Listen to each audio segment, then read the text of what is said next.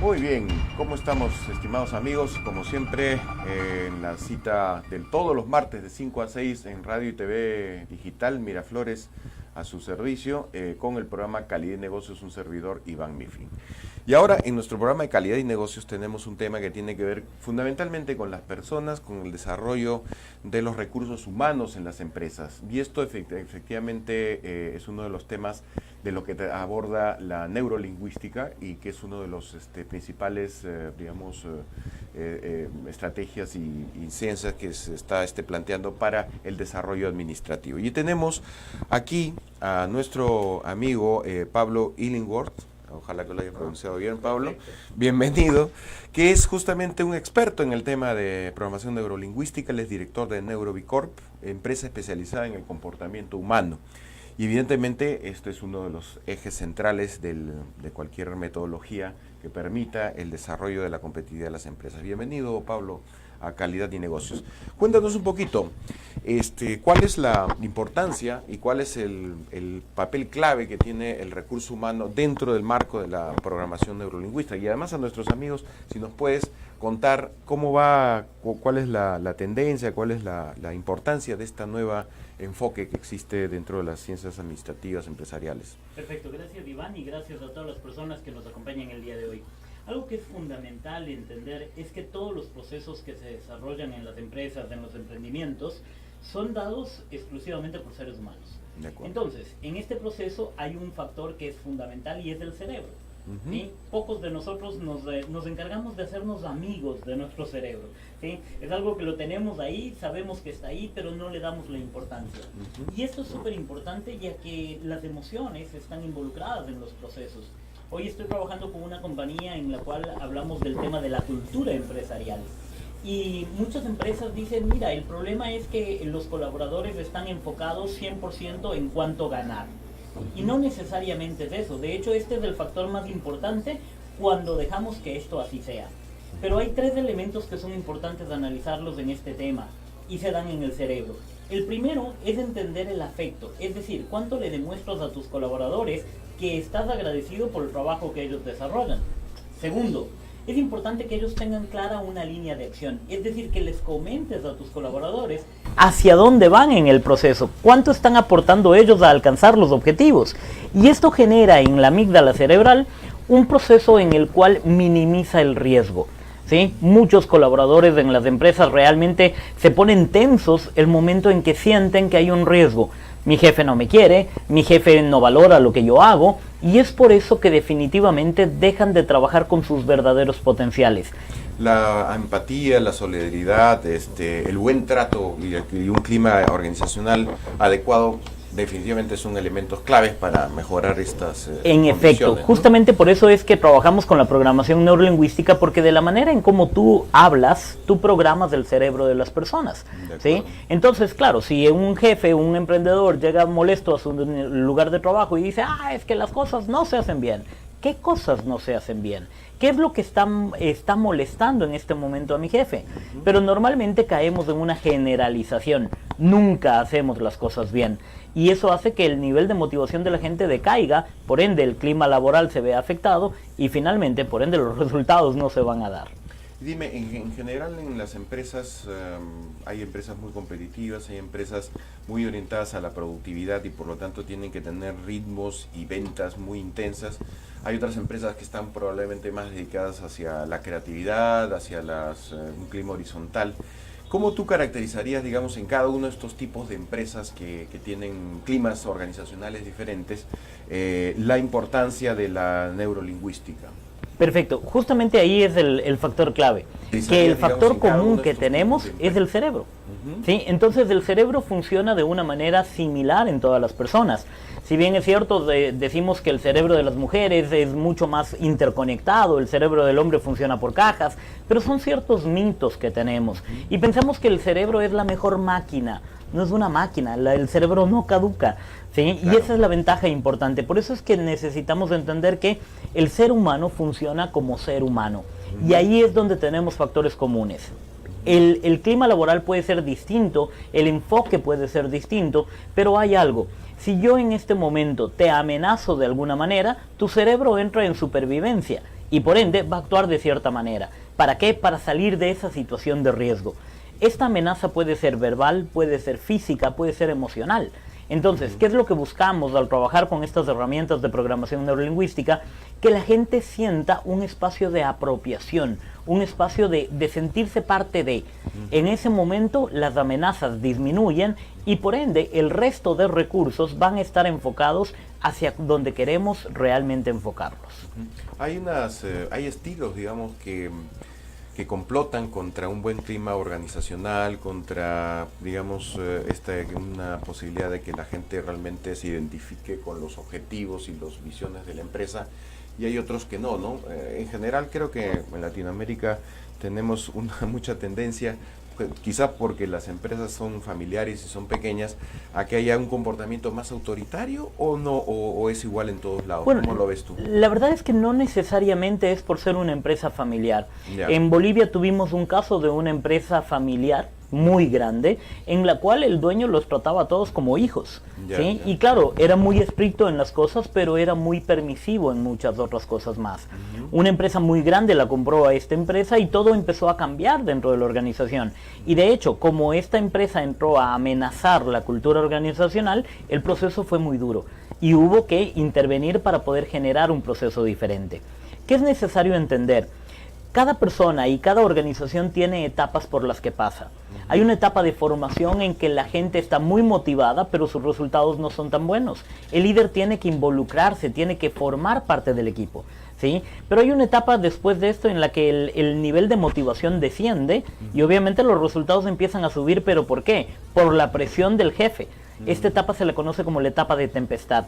Es ahí donde hay muchos problemas, guerras territoriales, guerras de información, peleas entre equipos, en fin. Ahí es donde tenemos que intervenir. ¿Para qué? Para minimizar la guerra territorial y más bien llevarles a un estado de ¿qué? De normativa, en donde la gente y el líder va a poder ser un coach.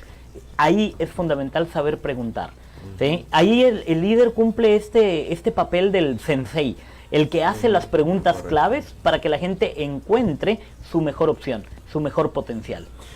Y en la programación neurolingüística como una estrategia para la mejora de la competitividad de las empresas, ¿cuáles son las metodologías más usuales? Tú has mencionado el coaching, hay otras, bueno, ¿podrías describir un poquito el arsenal de instrumentos que tiene la neurolingüista? No el arsenal, pero no las más importantes. Sí, perfecto, pues justamente eso te iba a decir, realmente es un arsenal, porque hay muchas maneras de cómo poder trabajar. Pero yo creo que las principales, ¿no es cierto? La principal es trabajar primero con el coaching. El coaching lo que te ayuda es a identificar tu verdadero potencial. Está el mentoring, el que te va a ayudar a decirte qué es lo que tienes que hacer para que tú alcances el objetivo. Pero hay una herramienta que es fundamental que se llama los niveles lógicos de DILS. Estos niveles lógicos lo que hace es alinear a toda la organización hacia donde queremos ir, ¿sí? Muchas ocasiones le echamos la culpa al entorno. Hoy por hoy aquí en Lima, el día de ayer me enteraba de la sanción que le habían puesto a Paolo Guerrero, sí, y fue lamentable realmente escuchar eso, me dolió mucho, afinándome y poniéndome en empatía con el pueblo peruano. Pero justamente entendía que el hecho de que se dio este punto generó una amenaza emocional, ¿sí? Y claro, le echamos la culpa al entorno de lo que está pasando. Pero creo que es un buen momento en el cual todos podemos alinearnos y entender que hay un comportamiento que podemos cambiar en toda la selección para poder lograr todavía el objetivo, ¿sí? Claro. Ayer conversaba con un par de personas acá y me decían, no, pero es que sin Paolo está perdido. Es una baja muy importante para la selección. Un liderazgo exactamente, especial, ¿no? Y eso hay que valorarlo. Claro. Pero es, ¿qué podemos aprender de él para que todavía hagamos un excelente papel en el Mundial? Exacto, ¿sí? Y ahí viene la parte del comportamiento. Pero no podemos cambiar el comportamiento si es que no hay la competencia, ¿sí? Y los niveles lógicos te dicen, ¿quieres cambiar la competencia? Hay que trabajar en la creencia. Ahí es fundamental, y esto lo puedo decir como pueblo ecuatoriano, ¿sí? Porque nosotros vivimos esto la primera vez que clasificamos al Mundial. Llegó un director técnico, el Bolillo Gómez, y lo que él hizo fue trabajar directamente en la creencia. Él dijo, ven, ustedes juegan bien, pero no se la creen. Claro. Y el momento en que trabajó en la creencia, no solo de la selección, sino de todo el pueblo, en ese momento las cosas empezaron a cambiar. Esa es la ventaja de los niveles lógicos. Qué interesante esto que tú mencionas, es decir, no basta con la competencia, porque realmente uno está concentrado en dar información, contenidos de carácter cognitivo a los recursos humanos para que mejoren sus capacidades, sus competencias, pero no en sus creencias, en estos saberes haceres que en algunos casos hay que dejar de hacer porque son comportamientos anticuados, equivocados, ¿no? Exactamente, y esto es súper importante. Yo tenía un socio anteriormente que él decía, ay Dios, que les eduque su papito. Pero ojo con esto, el generar un cambio en la creencia de las personas es parte del trabajo del líder. Claro, el líder tiene que ser ese factor motivacional y tiene que trabajar primero en sus creencias. Porque si él cree que no es responsabilidad de él trabajar en el ambiente y en el desarrollo de las personas, no va a pasar absolutamente nada. Y eso como el primer paso, digamos. Exactamente. Cambiar las creencias para modificar y producir el cambio que necesita. Pero para poder trabajar en las creencias es necesario generar identidad. Ajá. Y ese es el punto clave. ¿Qué tan identificado te sientes con tu organización, con tu emprendimiento? Y esto es súper importante. Hay mucha gente que empieza sus negocios, que emprende algo, pero cree que no va a poder hacer. Y de hecho no se identifica, ¿sí? Mientras más identidad generes, estás dispuesto a dar más por tu negocio, por tu emprendimiento. Por ende, tu creencia es que sí lo puedes hacer. Por ende, desarrollas competencias necesarias para comportarte como un excelente emprendedor. Y lo que hablábamos antes de arrancar, ¿no es cierto? Súper importante, muchos emprendedores creen que jamás llegarán a ser empresarios. O que, bueno, yo escogí ser emprendedor y ahí me voy a quedar. Ojo, el ser emprendedor es el primer paso que hay que dar para ser un gran empresario. Me escuchen, amigos, el ser emprendedor es el primer paso para ser empresario y por lo tanto hay que cambiar las creencias, ¿verdad, Pablo? Exactamente, y eso es justamente lo que nosotros hacemos en NeuroBicorp. Trabajamos a nivel tanto individual como organizacional para poder generar esos grandes cambios de las creencias en las personas. En una empresa grande donde hay una división del trabajo, incluso donde hay una gerencia de recursos humanos que no suele haber en todas las empresas medianas, digamos, no digo que es fácil, pero es, digamos, un tema donde existen cierta claridad de los roles de cada uno. Y claro, el área de recursos humanos, el área de ventas pueden ser los canales para hacer el cambio. Pero ¿qué pasa cuando tenemos una pequeña empresa familiar muy pequeñita que tiene 10 trabajadores? ¿Cómo es que ustedes podrían procesar los cambios? ¿Lo hacen a nivel de cada empresa individual o podría ser que haya 2 o 3 empresas que compartan una misma problemática? ¿Cómo lo harían en el caso de las micro y pequeñas empresas, que son pues la realidad de toda América Latina, ¿no? Exactamente. Y ese es un punto fundamental. No solo trabajamos con las grandes empresas, como dices, ahí esta organización, sino que también trabajamos con grupos de empresas. Las personas se juntan y dicen, mira, nosotros quisiéramos desarrollar esto, y trabajamos por giros de negocio. Entonces, esto es importante. ¿Por qué razón? Porque incluso empiezas a asociar, empiezas a hacer cadenas de servicio, empiezas a integrar empresas. Entonces, por decirte, yo tengo una empresa de manufactura, ¿sí? Y tengo 10 personas, pero tengo una persona que hace el delivery de los productos, la entrega de los productos. Ah, perfecto, entonces me asocio con ellos, trabajamos todos juntos en el proyecto y de esa manera empezamos a integrar. Generamos procesos de desarrollo corporativo, empezamos a integrar empresas, a desarrollar cadenas de valor, y eso es lo que nos permite definitivamente generar ese cambio en la mentalidad de las personas. Recuerda, no hay limitaciones. La única limitación que realmente puedes llegar a encontrar está en tu mente. ¿Por qué razón? Porque lo único que tienes que hacer es respirar profundo, saber hacia dónde quieres ir y vas a alcanzar tus objetivos rápidamente. Excelente, Pablo. Cuéntanos un poquito cómo podrían ubicar a NeuroBicorp y cómo podrían contactarse contigo para que puedan las empresas, tanto las grandes como las medianas. Podría ser también, no sé si ustedes han trabajado con algunas cooperativas o asociaciones de algún tipo, pero digamos para que te puedan ubicar todo este tipo de empresas que existen en el Perú. Sí, bueno, realmente este es nuestro segundo año en Perú como organización. Estamos ya 11 años en el Ecuador y en Latinoamérica. Hemos arrancado ahora en Perú. Y pues nos pueden encontrar a través de nuestras redes sociales como pnlesfera.com, que es una de las que manejamos la certificación en PNL. PNLesfera. pnlesfera.com. O nos pueden encontrar también en neurobicorp.com. ¿Sí? Perfecto. Esas son las maneras más fáciles de poder encontrarnos, o a través de nuestro perfil de LinkedIn, que es Pablo Illingworth o Javier Illingworth, que somos los dos directores de la organización. Ah, perfecto. Bueno, muy bien, muchísimas gracias Pablo, y ya saben amigos, la programación neurolingüística realmente les puede ayudar a mejorar los climas organizacionales, a desarrollar las competencias, a superar las creencias más habituales que a veces son la traba, son la inercia que impide el desarrollo de las empresas. Y bueno, hacemos un pequeño corte comercial en Cali Negocios. Muchas gracias.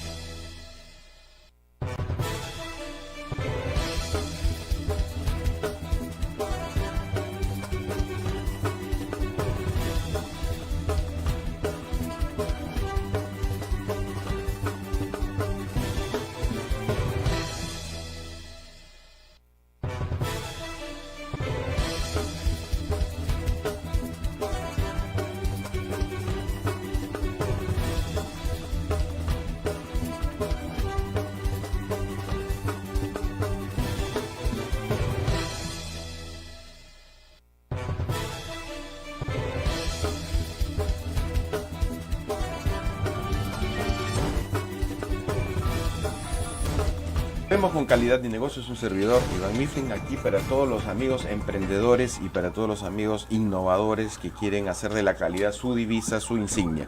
Y estamos pues vamos a hacer una entrevista ahora con Jorge López, gerente de educación de Austrade, y Sheila Vargas Dávila, gerente de desarrollo de negocios de Austrade.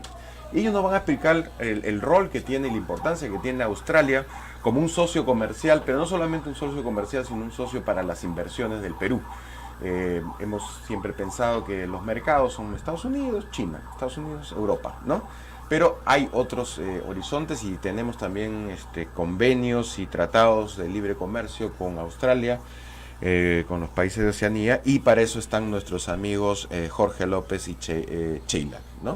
Bienvenido Jorge, bienvenido Sheila.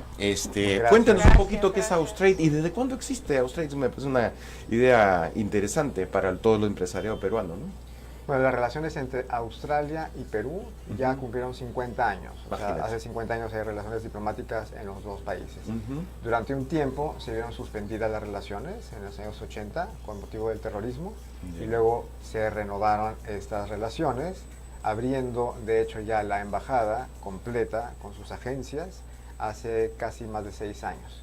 Excelente. Austrade forma parte de la embajada. El sombrero es el Departamento de Relaciones Exteriores de Australia.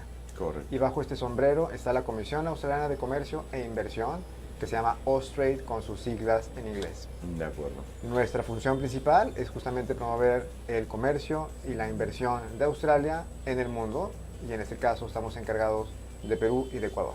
De acuerdo. Nos dividimos por equipos. Sheila ve todo lo que es referente a minería. Tenemos otro compañero que ve uso y manejo de agua, infraestructura y agro. Y yo veo educación de una manera transversal en todas las industrias.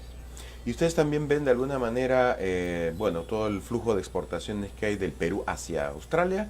Es decir, aquellas industrias que a ustedes les interesan porque estratégicamente pueden ser útiles para ser complementarias de la industria australiana, o esto es es parte de otra función.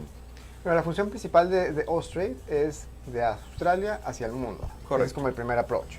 Felizmente las industrias que hay en Australia son las mismas que tenemos en Perú. De acuerdo. Entonces, ambos países somos fuertes y complementarios en minería, petróleo, gas, productos agrícolas, infraestructura, pesca, turismo y cuestiones medioambientales. Entonces, el flujo es de ambos lados. Obviamente que el nivel de interés se ha ido cultivando a lo largo del tiempo y es en distintos niveles, pero es de ambos lados. Ahora, como ministerio, que somos ministerio, nuestra función es promover la inversión de Australia hacia acá. Obviamente que ayudamos a nuestras contrapartes peruanas para hacer lo propio y obviamente ayudar en las negociaciones de cualquier cosa. Cuéntenos un poquito, no sé si Jorge o Sheila de repente, ¿cuáles son algunos de los datos y de las cifras de la importancia de en la balanza comercial, en la balanza de servicios, de la, digamos, de la presencia australiana en el Perú? Bueno, en lo que se refiere a productos, importaciones del Perú hacia Australia ha representado más o menos 378 millones de dólares australianos en el año fiscal 2016 y 2017, ¿no? No tenemos el año fiscal de enero a diciembre. A ver, para entender bien, importaciones dijiste desde Perú hacia Australia. Ah, ya, o sea, nuestras exportaciones para allá. Claro, lo que ya, Australia le perfecto. compra al Perú. Ya, digamos perfecto. así. Las importaciones australianas, que son las exportaciones peruanas. Ya, perfecto. Sí. Que Sí, nuestros amigos estén claritos. Sí, ya. es fácil confundirse, ¿no? Eso Sí. fue 378 millones. Interesante. Y lo opuesto de Perú que le compró a Australia fue 58 millones. ¿no? Ah, caramba. O sea, hay En toda este una brecha interesante. Y supongo que, ¿cuáles son los rubros en los que hay más presencia de producción, exportación del Perú hacia Australia y a la inversa? Digamos, ¿qué es lo que nosotros requerimos de Australia? Bueno, en el caso de Perú, obviamente son más productos agrícolas, ¿no? De acuerdo. No, todos ¿Cómo los- cuáles, por ejemplo? Por ejemplo, la palta. Están exportando palta, los cítricos, todas las acuerdo. familias de los berries, blueberries. Ah, qué Los están interesante. Arándanos. exportando. La gracia de Perú es que todos aquellos cultivos que crecen a cierta altura son libres de plagas. Ujú, Y por de ende acuerdo. cumplen con los protocolos fitosanitarios australianos, que son muy estrictos. De acuerdo. Y al estar libres de plagas también entran dentro del grupo de los productos boutique. Entonces de no acuerdo. tienen fertilizantes, se riegan de manera natural. Entonces Algunos son tienen- superfoods también, ¿no? Claro, Que es la una quinoa.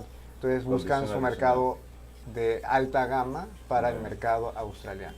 ¿Y hay cuál es la valoración en el imaginario del australiano promedio acerca de del Perú y de los productos? Supongo que también debe estar asociado con algunas imágenes que pueden alentar incluso el turismo, ¿no? Sí, eso se está trabajando. Ya. De hecho, como trabajamos bajo una figura que se llama The Whole of Government, o sea que Ujú. todas las agencias trabajamos para la relación bilateral, hay programas conjuntos, por ejemplo, con la oficina del embajador, que es Ya. el Departamento de Relaciones Exteriores como tal. Entonces, a través de ellos, hacen programas de diplomacia pública para acercar a los dos países en ese imaginario.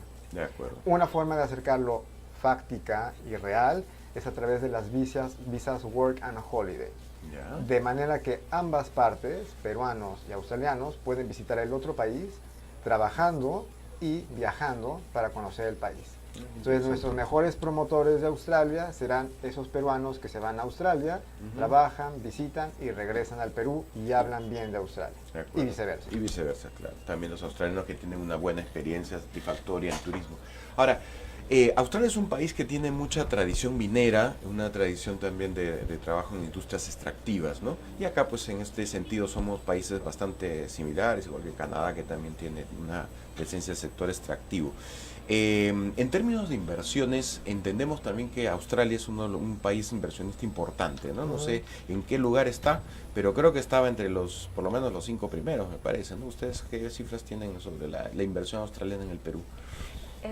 Bueno, como lo has dicho, ¿no? Australia también comparte con el Perú el tema de ser país minero, ¿no? Ujú, claro. En el caso de Australia son más de 200 años de experiencia en el tema de minería, ¿no? Ujú. Actualmente las inversiones que hay en Australia en el Perú representan más o menos 5.000 millones de dólares, Wow. ¿no? Ujú. Claro que eso está dividido en varias industrias, Ujú. pero obviamente es mayoritariamente en temas de minería. De minería, correcto. ¿Cuáles son los buques insignia de la minería australiana o de la inversión minera de Australia en el Perú, más o menos? Bueno, tenemos la presencia de Río Tinto, Correcto. por ejemplo. Ujú. También está ¿Río Tinto en la BHP, granja o en otros? en todas sus, en todas sus operaciones. Perfecto. También tenemos BHP Billington o Ya. BHP, que Billington. tiene el 30% de antamina, Ujú. ¿no? También tenemos a MMG, que si bien Correcto. tiene China. es China, Pero también tienen tiene presencia, parte australiana y La gerencia es australiana. Sí, eso te iba a decir, y que yo conocí a los gerentes australianos, efectivamente, las claro, Bambas. que parece que Ajá. fuera muchas veces australiano, porque Sí. la central de la minera está en Melbourne, ¿no? Yo incluso trabajé allá. Ah, mira. Bueno, dentro de las, perdón, que te Sí, interrumpa, por favor, dentro de las insignias, adelante. yo creo que es súper importante, como empezaste a decir, que habitualmente el peruano inversor ve a Estados Unidos o Canadá. En los últimos años había 10 empresas australianas y ahora vamos por la 90 y tantos, ¿no? Ah, 93, en el Perú. aquí Ah, en el Perú. Claro, excelente, más o menos excelente. ya tenemos 90 empresas australianas que tienen presencia en el Perú, otra Ujú. vez en varios rubros, pero mayoritariamente mineros, ¿no? Por ejemplo, Correcto. Ausenco, Ujú. ¿no? Ausenco es las empresas que se de construcción para Ya. operaciones de minería.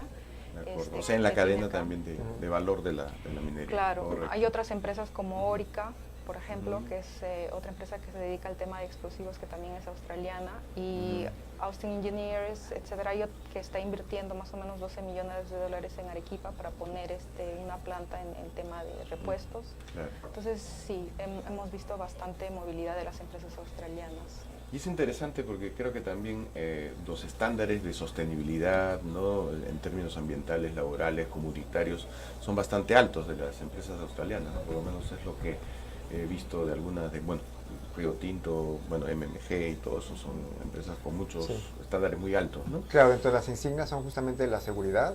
De hecho, la mejor manera de que la industria se vende, tanto en las juniors, que son las exploradoras, las MEDs, que es la proveeduría, y luego las grandes administradoras como MMG, Ujú. son la seguridad. O sea, toda la Correcto. minería va en torno a cuidar a las personas como usuarios, Claro. como Y al parte de medio minería ambiente. sustentable. Oh, exactamente. Entonces tienen el récord que en los últimos 15 años no ha habido un muerto en faena minera, por ejemplo. Ujú, ujú. Supongo que por eso los chinos se aliaron con los australianos para hacer operaciones grandes, ¿no? Porque, bueno, no voy a opinar sobre las operaciones de otras Ajá. empresas, pero... y en otros rubros, digamos, donde exista no industria extractiva, sino industria con valor agregado, manufactura o, por ejemplo, servicios con valor agregado, tecnologías de información que se habla. ¿Qué tal? ¿Cómo andamos en términos de la relación entre Perú y Australia? Bueno, yo creo que a Cuéntame. través del TLC, justamente uno de los rubros que se abren es el intercambio de maquinaria, de servicios y de tecnología. ¿Tecnología en minería o en general tecnologías en varios otros rubros? No, en general. Ya. De hecho, a través de, yo veo educación, pero la educación no se ve como nada más irte a aprender inglés. Ujú. La educación se ve como innovación y sobre todo la ciencia aplicada. Correcto. Entonces, hay ciencia aplicada en la minería, obviamente, pero también en el uso y manejo de agua, en la parte medioambiental, en todo lo que es la pesca, por ejemplo, en la logística y la trazabilidad de productos agrícolas, o en el agro en general. Por ejemplo, algo que estamos empezando a hacer acá es atacar a la mosca de la fruta a través de tecnología aplicada hecha en Australia. De Hay acuerdo. mucha tecnología que no sabemos que es australiana, pero la usamos todos los días, como la Wi-Fi. La Ujú. Wi-Fi, por ejemplo, es australiana. Ah, sí. O la Ah, caja mira, negra del avión, interesante. o el Amigos, oído escuchen bien, biónico, ¿no? Entonces hay varios instrumentos Sí, sí, que sí. después de haberlos No solo los inventados, canguros son no de solamente los Australia. canguros. Está muy bien. Y dime una cosa, ¿qué eventos y actividades tienen ustedes programadas para fortalecer este intercambio? Por ejemplo, si nos puedes contar un poco, Sheila, en las actividades que ustedes tienen programadas constantemente con los empresarios peruanos, si ustedes tienen alguna red de repente de empresarios de alguna de las cámaras o de las asociaciones, la sociedad de industria, no sé, cuéntenos un poquito qué actividades tienen con ellos. Bueno, en cuanto a actividades, nosotros siempre tenemos muchas reuniones con empresas del rubro, ¿no? En mi caso, como veo minería, constantemente me estoy reuniendo con la gerencia de MMG, Ujú. de Antamina, etcétera. Pero aparte de eso, tenemos seminarios, ¿no? Donde tratamos acuerdo. de, uno, dar a conocer a los proveedores peruanos el expertise que tenemos en Australia en temas de innovación, en temas de tecnología, en temas de software orientado a minería, ¿no? Ujú. También organizamos almuerzos empresariales, desayunos, todo con el objetivo Misiones, de por compartir. ejemplo, también empresariales a Australia, porque ese es un mercado que probablemente le pueda interesar mucho a los empresarios peruanos y posiblemente no tengan la información suficiente, ¿no? Como están también pensando en estas cosas, en Sí, misiones. por ejemplo, recientemente recibimos la visita de la delegación australiana vinieron más o menos 7 proveedores australianos del rubro minero, ¿no? En Australia hay una organización, ¿no? Es muy parecido al SNPI, ¿no? A la Sociedad de Minería, donde todos los proveedores, que son más o menos 350 proveedores del rubro minero, organizaron una delegación para que vengan a visitar al Perú, ¿no? Vinieron 7 proveedores. Entonces lo que hacemos, uno es que se encuentren organizamos cócteles, por ejemplo, para que ellos puedan conocer a personas del rubro minero y poder ingresar al mercado. Y hacemos agendas de contenido para aquellos peruanos o organismos peruanos que quieran ir a Australia. De acuerdo. Por ejemplo, en el campo de la educación, cuando quieren aprender algo sobre la educación australiana, se puede hacer una agenda de contenido para que conozcan a sus contrapartes, tanto públicas como privadas o gobierno, y haya este intercambio. Tenemos una cámara de comercio. ¿Puedes profundizar este tema de la educación que me parece interesante? Es decir, ustedes buscan que miembros de la comunidad empresarial o también de la comunidad académica vayan a Australia. Claro, se ve la parte de la academia, Sí, la correcto. iniciativa privada y el gobierno. Correcto. Siempre se trabaja invitando a los 3 sectores. De acuerdo. Porque los 3 sectores tienen el mismo problema, pero distinta óptica. Y en Australia, uno de los ejercicios que tratan de hacer es atacar un problema con los 3 sectores. De acuerdo. Entonces acá replicamos el mismo esquema. La triple hélice que le llaman a veces de la Claro. innovación, ¿no? La combinación de academia, Estado y empresa. Claro. Entonces yo me acerco a la academia, pero también a la iniciativa privada y al gobierno. Por ejemplo, queremos fortalecer el marco de entrenamiento de educación técnica peruana. De acuerdo. Creemos que tenemos un match lógico en las industrias. Entonces tenemos que cooperar con el gobierno peruano en su marco de cualificaciones. Tenemos que trabajar con la iniciativa privada que ya tiene institutos técnicos y tenemos que ver aquellos que están abriendo institutos técnicos en el Perú. Pero de nada sirve si no conversamos con la industria, que nos digan qué necesitan y cómo quieren fortalecer la fuerza laboral. Entonces trabajamos con los 3 e idealmente o vamos a Australia o traemos gente de Australia que puede enriquecer la experiencia acá en el Perú. Entonces hacen, por ejemplo, formación de formadores en áreas técnicas muy especializadas para mejorar las competencias, las habilidades del mando medio técnico, digamos, profesional de ciertas industrias. ¿En qué industrias están concentrando más, digamos, y ustedes ven demandas de necesidades de formación en el Perú? O sea, actualmente nuestro fuerte es la minería. De acuerdo. Y en la minería hemos hecho ya trabajos, no solamente de entrenamiento, sino también de investigación aplicada. Por ejemplo, con una universidad privada de Perú hicimos un curso de cierre de minas. Habitualmente no se sabe cerrar una mina. Y se trajo expertos de Australia, hicieron un cierre de mina in situ con esta universidad y luego se hizo un documento que se compartió con el gobierno. De acuerdo. De manera que se deja valor agregado también en este tipo de transferencia de capacidades. Viceversa también se puede hacer.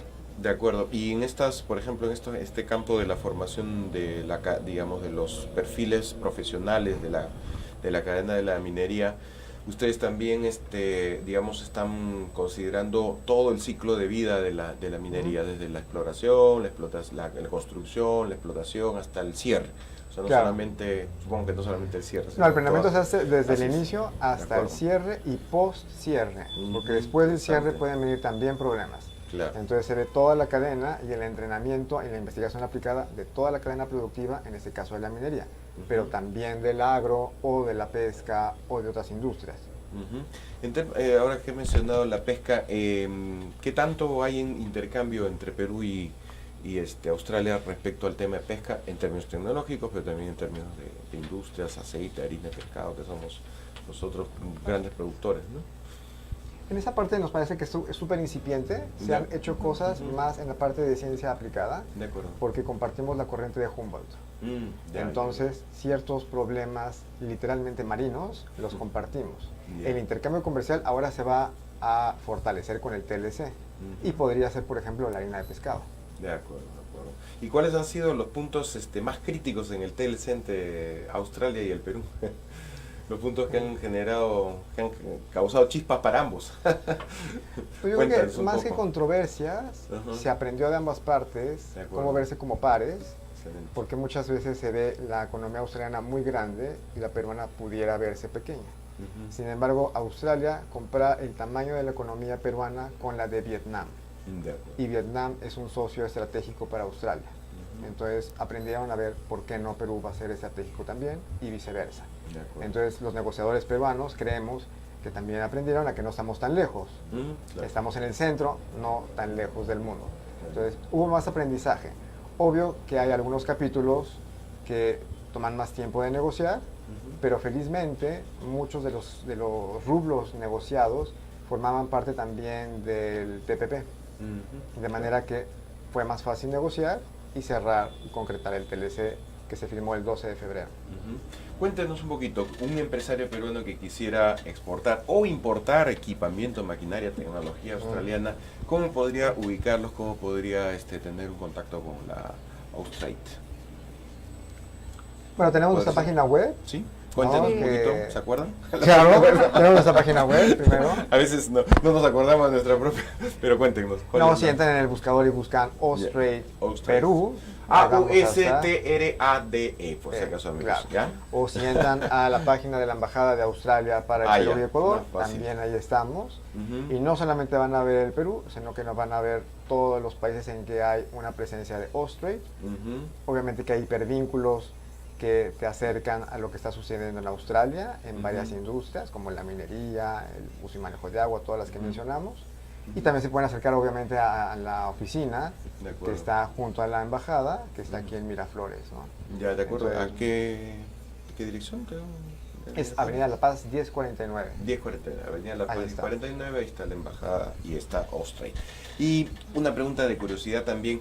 ¿Ustedes también ven temas de la promoción del turismo bilateral, digamos? Es decir, la promoción del turismo de Australia hacia acá, o de peruanos hacia Australia, o de América Latina hacia Australia. También por ministerio actualmente no se hace directamente con Austrade, sin embargo, la Oficina de Política Económica, donde está el embajador, ellos sí lo ven.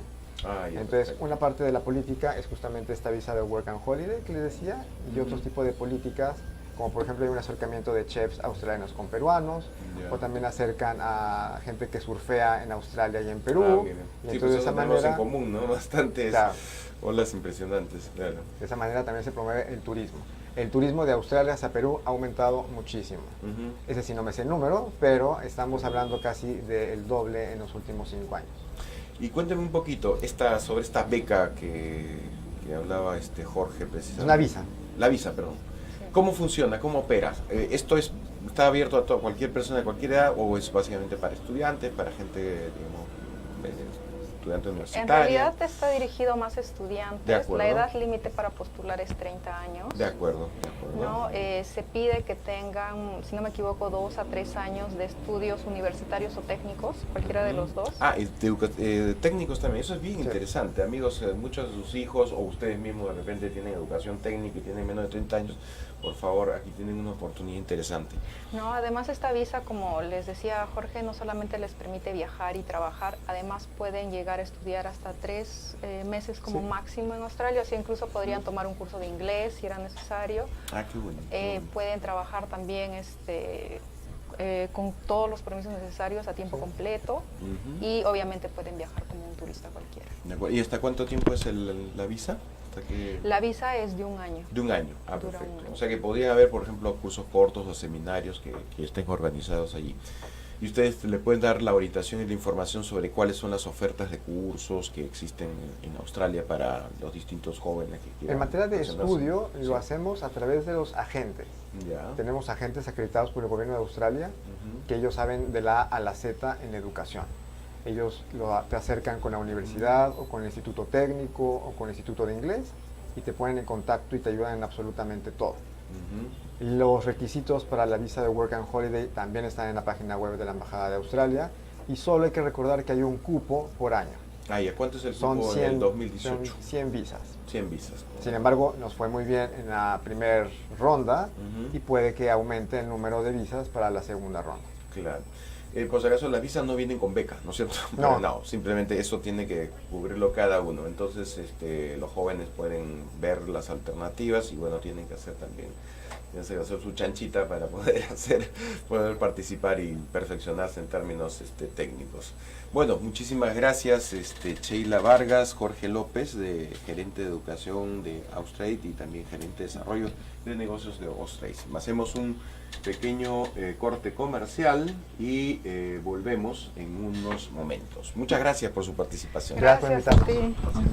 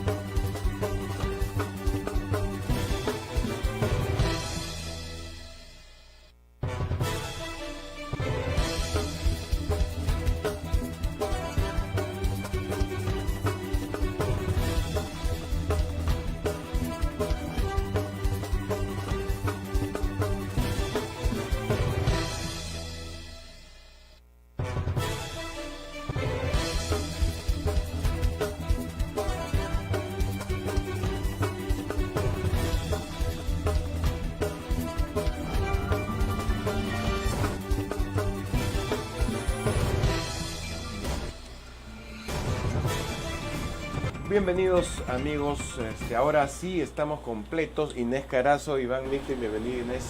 El tráfico es terrible, ¿no? Bueno, viniendo del Callao. Imagínate. Bueno, como siempre en calidad y negocios. Y ahora estamos en una etapa muy especial. Esta es una semana donde hay varias actividades importantes que tienen que ver con los gremios de las MIPES y los gremios de los productores. Tenemos varios eventos. El presidente de la República, entiendo que ha premiado con el premio Presidente de la República a las MIPES, a las micro y pequeñas empresas. Mañana va a haber también lo propio, lo hacen los líderes gremiales de la Asociación PYME Perú, la Asociación de Gremios de la Pequeña Empresa del Perú. Esto es a las 4 de la tarde en el Palacio de la Artesanía. Todos los amigos que quieran, emprendedores que quieran saber un poco más y afiliarse de repente, asociarse, siempre es bueno tener una asociación, estar asociado con los gremios de la pequeña empresa del Perú, ahí pueden participar y ahí además se va a premiar a gremios, ¿no? ¿Qué más hay en la Bueno, mañana, tú sabes que el ente rector de las MIPES es el Ministerio de la Producción. Así es. Y mañana, a partir de las 8:30 de la mañana, va a haber un evento importante en el auditorio del Ministerio de la Producción y por otro lado va a haber una exposición de los productos que nos comentaba Julio Pardavé, de los productos que la micro y la pequeña empresa han producido para las compras a Mi Perú, uniformes para las Fuerzas Armadas, calzado también para el sector salud, mobiliario escolar, cocinas, cacerolas, en fin, muchos productos hechos en el Perú, cumpliendo por supuesto los estándares de calidad, que es la meta de este programa. Excelente. Y además, siguiendo con nuestros gremios, tenemos aquí al representante de uno de los gremios más importantes del sector cafetalero, que es la Cámara Peruana del Café y Cacao, que hacen también un evento con mucha tradición, que es la Convención Nacional del Café, y que se va a realizar precisamente ahora también, esta semana, el jueves 17 y el viernes 18. Bienvenido, David González, gerente coordinador de la Cámara Peruana del Café y Cacao. Bienvenido, David, ¿cómo estás? Buenas tardes, Iván, buenas tardes, Inés, gracias por la invitación. Y sí, pues seguimos en una semana en la cual los gremios están comenzando a hacer actividades, a difundir su trabajo, y en el caso particular de nosotros, nuestra 21 convención trata también de quizás tocar unas MIPES que en el sector café no se habla mucho, y son las cafeterías. Exacto. Uno de los eventos centrales que vamos a tener es la premiación del primer concurso de cafeterías de Lima.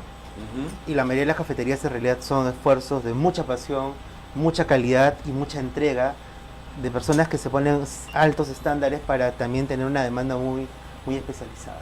Es muy interesante porque ustedes, digamos, son la Cámara, representa un sector muy valioso, muy importante, de los que han sido pioneros en las exportaciones del café para el mundo, pero poco se pensaba en el café para el consumidor peruano, ¿no? Bueno, pero tenemos estándares de consumo de café por habitante bajos. Bajos, exactamente. Considerando que el café es un producto que nadie considera dañino. Claro, todo en exceso puede ser dañino, claro. Pero 3, 4 tazas de café en determinados horarios son buenos. Por eso es interesante, digo, de que a pesar de que son, no a pesar, sino justamente siendo un gremio exportador, ¿no es cierto?, se hayan dedicado también a las cafeterías. Cuéntanos un poquito cómo están incursionando para promover el sector de cafeterías peruanas. Ok, voy a un poco responder también a Inés. O sea, nosotros hemos visto que el tema central es la sostenibilidad de la cadena. Ya hemos seccionado tres retos: el reto institucional, el reto de la producción y sobre todo el reto del consumo. O sea, un país cafetalero tiene que tomar café y eso pasa por promover el consumo dentro y fuera del hogar. Entonces, lo que uno ve en los últimos años es que el consumo fuera del hogar está aumentando sustancialmente. Y obviamente es el consumo más caro, ¿verdad? Porque uno paga no solamente por la tasa, sino por la experiencia general que te brinda todo el ambiente. Y es una primera buena puerta de entrada para ser un consumidor de café. Entonces, lo que nosotros estamos promoviendo ahí es premiar aquellas cafeterías o lugares donde se vende café. Se calcula que en Lima habrá hoy en día unos 1.500 sitios donde hay una máquina de expreso. O sea, ya te puedes tomar un buen café, y se estima que al 2021 probablemente estemos hablando de 3.000 puntos donde se pueda ver. Pero son puntos en los cuales no siempre ha habido una comparación objetiva de cuál es mejor o el otro. Justamente la carencia de estándares de calidad hacía que la valoración de las cafeterías sea subjetiva. Subjetiva porque no conozco otra o porque no tenía los estándares. Nosotros, en coordinación con Le Cordon Bleu, establecimos 48 parámetros para la evaluación. Qué bueno. Entonces, de las cafeterías. De las cafeterías. O sea, hay que distinguir, amigos, televidentes y radioescuchas, que la calidad del café en taza es diferente a la calidad de la cafetería. Pero cuéntanos un poquito el antecedente, que es precisamente la calidad de taza, para luego llegar a la calidad del café. O de la cafetería. O de la cafetería. En realidad es bien complejo, porque de un lado uno puede evaluar la calidad del café. Correcto. O sea, el origen del café, el puntaje de taza del café, la acidez, la textura, que son propiedades del fruto y el proceso del fruto. Digamos, eso nosotros lo hemos puesto 30% de la nota. Lo siguiente que yo he aprendido en esta etapa es lo crítico, es el tostado y la preparación del café, que es la labor del barista. O sea, una vez que yo recibo el café, según como lo voy a preparar, tiene que tener un tostado. Un café gota a gota tiene un tostado distinto que un expreso o que otros métodos, y un molido distinto. Y de ahí la preparación y servir, que es la labor del barista. Eso es otro 30% que también estamos con 7 parámetros evaluando. Y de ahí sigue lo que es la experiencia, porque en Lima, eso nos parece muy interesante, hay mucha pasión por el café.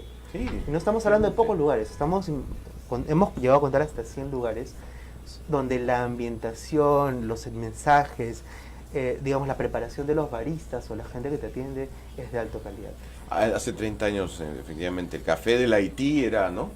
Y bueno, es una cafetería muy importante, pero no es lo único. Hace 38 que llegué al Perú y eran en los 2 Haitís. Nada más, sí, pues, casi no había otros cafés. y en la casa suiza. Ya, La tiendecita, Sí, sí. en la tiendecita. Y en algunos restaurantes, pero tenías que comer, no te dejaban entrar Claro, a tomar una así taza de es. café. Mira. Y como tú dices, es una experiencia de convivencia. Y efectivamente, los baristas, tengo prohibido mencionar ahora aquellas a las que concurro, pero también tienen pasión en lo que te Por supuesto. explican, pasión en decirte de dónde proviene el café. Es bien interesante. Claro, No, cuéntanos, y lo que Fabián. nosotros hemos aprovechado es que son en realidad segmentos muy competitivos. La evaluación de la calidad del café tiene parámetros internacionales de acuerdo a la SCA, los baristas de acuerdo al World Barista. Cada uno tiene, y nosotros lo que hemos aportado para hacer una evaluación más completa es tener variables para medir la ambientación, el servicio, el mensaje con el que te logran captar. Hay consumidores que tendrán preferencias de un tipo de café, de un tipo de origen, de un tipo de certificación. Y finalmente con Le Cordon le pusimos un 20% a lo que es la calidad y atención.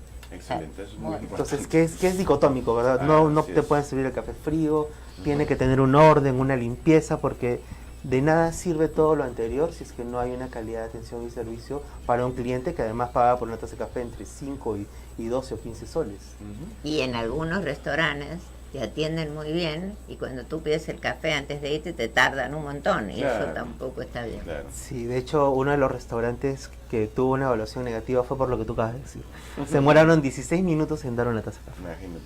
Cuéntanos, ¿el concurso está en marcha? El concurso va a ya ser- va a ser acabó. lanzado, ya acabó. Ya perfecto. acabó, se han evaluado en total 30 cafeterías en 3 categorías. Interesante. La categoría más competitiva, más atractiva es lo que llamamos café de especialidad. Ya. Son cafeterías en las cuales, aparte de una máquina de espresso, pueden haber otros métodos de preparación como un Chemex, un B60, una prensa, por ejemplo. De acuerdo. Y el Y café donde es suelen el- tener tostaduría. donde suelen además tostar su propio café de acuerdo Así al es. paladar. O sea, no necesariamente tienen una tostaduría, sino De acuerdo. dependiendo del perfil que ellos buscan, tuestan el café. Que es una categoría muy interesante, muy apasionante y que en Lima yo creo que hay una corriente muy importante que hay que promover y apoyar. Pero también el segundo grupo nos pareció, a mí personalmente me pareció apasionante, es café y complemento. Son sitios en los A cuales ver. se puede comer un sándwich o un postre y De el acuerdo. café es el complemento y que además tiene mayor volumen que los otros. Ajá. Pero el café de alguna manera ya tiene otro, generalmente puede ser un expreso, un americano, un cappuccino, ya no hay una carta muy amplia de cafés que uno pueda tomar, pero existe. Claro. Y- Y eso seguro que te ha ampliado un montón a las categorías de cafeterías, las que uno tiene en la cabeza y que no va a mencionar. No podemos mencionarlas ahora, pero sí te puedo decir que el boom de la repostería que creo que se vive en Lima, o sea, como hay un boom gastronómico también, hay un boom de repostería y Así es. sanguchería, está de alguna manera bien posicionado con cafés. Nos sorprende que muchas de ellas tienen cafés de buena calidad. La preparación pues puede diferir un poco, pero la calidad es buena. Y el tercer grupo son los restaurantes. De acuerdo. Ah, el tercero es un restaurante. Restaurantes, Son las o tres sea, categorías. donde Correcto. en los dos primeros, el primero el café es, tú vas a tomarte un café. Ujú. El segundo es el café complemento al plato que estás. Y el tercero más bien el café es la salida después de comer algo, ¿verdad? En el primer punto no se incluye obviamente las franquicias internacionales.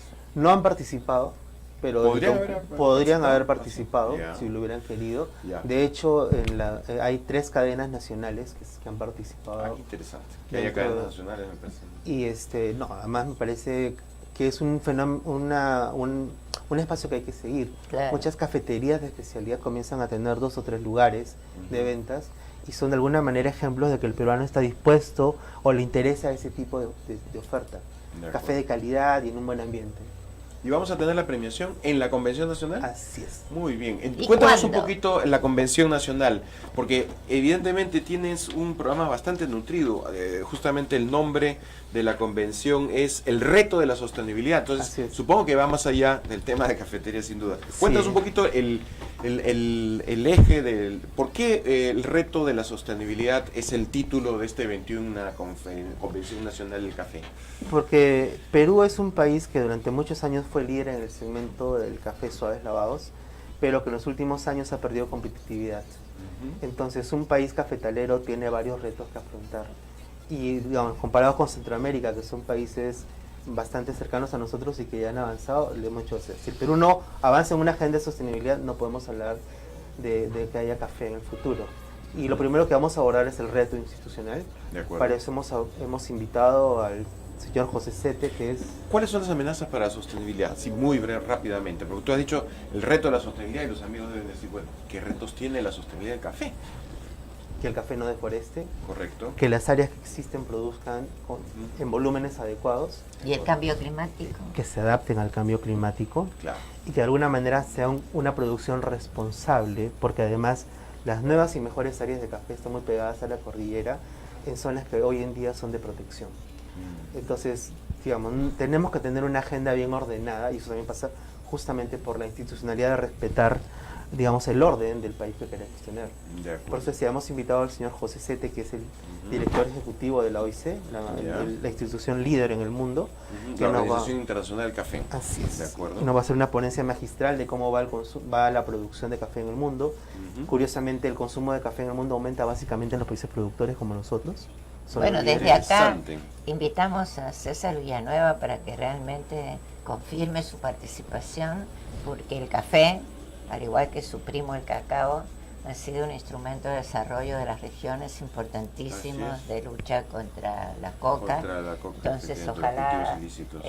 el premier que ha promovido tanto como presidente regional el cacao nos acompañe efectivamente. en esta reunión. El presidente de la República nos acompañó en el lanzamiento de la tasa de excelencia cuando no era presidente, así que seguramente mantendrá su afición por el café. Esperemos que sí, Así es un es. compromiso con toda la cadena. Así es. Además, el San Martín es una de las zonas productoras más importantes, que fue la región que presidió el presidente del Consejo de Ministros, ¿no? Así es. Otro reto otros temas que vamos a ver es un problema central en la sostenibilidad de la cadena es la pobreza productora. De acuerdo. O sea, cada vez se le exige mayor productividad o mayor compromiso ambiental a un productor que no tiene condiciones de vida adecuadas en cadenas que están moviendo 700, 600, 800 o han llegado hasta 1.500 millones de dólares. Entonces ahí estamos proponiendo justamente con la gente de COSUDE cuáles son los mejores modelos de alianza público-privada para que el volumen de negocio se traduzca en calidad de vida para los productores. Bueno, pero esto también tiene que ver con la sostenibilidad, porque Claro. si no la gente va a migrar o a otros lugares o a otros productos que no son tan importantes. Cuéntanos un poquito más, y finalmente aquí hay también otros retos de temas transversales, la migración de los jóvenes del campo hacia las ciudades. Esto también pone en peligro no solo el café, ¿no? pero fundamentalmente el café y el cacao, ¿no? Sí, estamos atendiendo, en realidad son 20 temas en total. Hay temas, yo rescataría quizás para resumir dos que me parecen importantes. Uno es el reto del consumo, pero mirado también desde el lado de las políticas públicas. Y entonces hemos invitado a Nathan Harkovich de la Asociación Brasileña de la Industria del Café. De acuerdo. Brasil ha triplicado su consumo en los últimos 35 años a partir de una serie de medidas de políticas justamente ¿Es el de- mayor consumo por habitante en Latinoamérica? Exactamente, es el segundo después de Estados Unidos a nivel mundial, y eso ha sido fruto justamente de políticas que han orientado a brindarle al consumidor confianza sobre la calidad del producto que está tomando. Nathan nos va a contar esa historia. Y no es café soluble, digamos, que bueno, que es muy respetable, por supuesto, el café en lata, en fin, que consumen muchos peruanos, porque es la mayoría de los consumidores, pero Pero no curiosamente ese sí. es el otro tema. Nosotros vamos a abordar el tema del consumo del café también desde los números. Ya. Créeme que hay mucha controversia porque hay muchos lugares comunes, pero poca información sólida sobre cómo tomamos café. Ya. Yo personalmente he tomado mi café gota a gota, como crecí. Claro, claro. Yo conozco pocos lugares en los cuales se toman otros métodos, pero sí hemos discutido mucho de que ese número, como bien decía Inés, está en duda. Correcto. El peruano probablemente toma más y se toma más diversificado de lo que uno imagina. O sea, no en vano encuentras hoy día varias más marcas de café, ya sea en grano o molido. Efectivamente, los supermercados son una feria realmente de cafés de todas las regiones del país, ¿no? Así, tú tienes muchas opciones de Exacto. cafés locales, internacionales, y yo creo que eso responde justamente a un mayor consumo en esos niveles. Lo mismo pasa con el chocolate. De hecho, vamos a presentar el caso de Ignato, que me parece valioso porque antes se suponía que el peruano no estaba dispuesto a comprar chocolate de Víctor de alto contenido de cacao, porque era muy amargo o porque no tenía dinero, pero sin embargo el caso de Ignato del Grupo Romero nos demuestra, sí hay consumidores dispuestos y es un chocolate de alguna manera preferido por encima de otros. Claro, y es fino de aroma, digamos, tiene características sensoriales especiales. Es un chocolate además puro, además tiene El alta concentración. placer del café y el placer del cacao. Claro, Efectivamente sí, son primos hermanos, tienen que ver con una zona que ha sido priorizada en el discurso de Premier, que es la Amazonía. La mayor parte de los cafés están en estas zonas. Bueno, Amazonía de Puno, la zona más de selva, incluso en Canchaque, en Piura. Y efectivamente, lamentablemente, muchas de estas zonas todavía tienen niveles de pobreza. Exactamente. Y hablando de la migración de los jóvenes, es importante que algunos de los jóvenes que han migrado ahora son líderes de las cafeterías que tú son acabas de baristas, mencionar. ¿no? Hijos de productores incluso.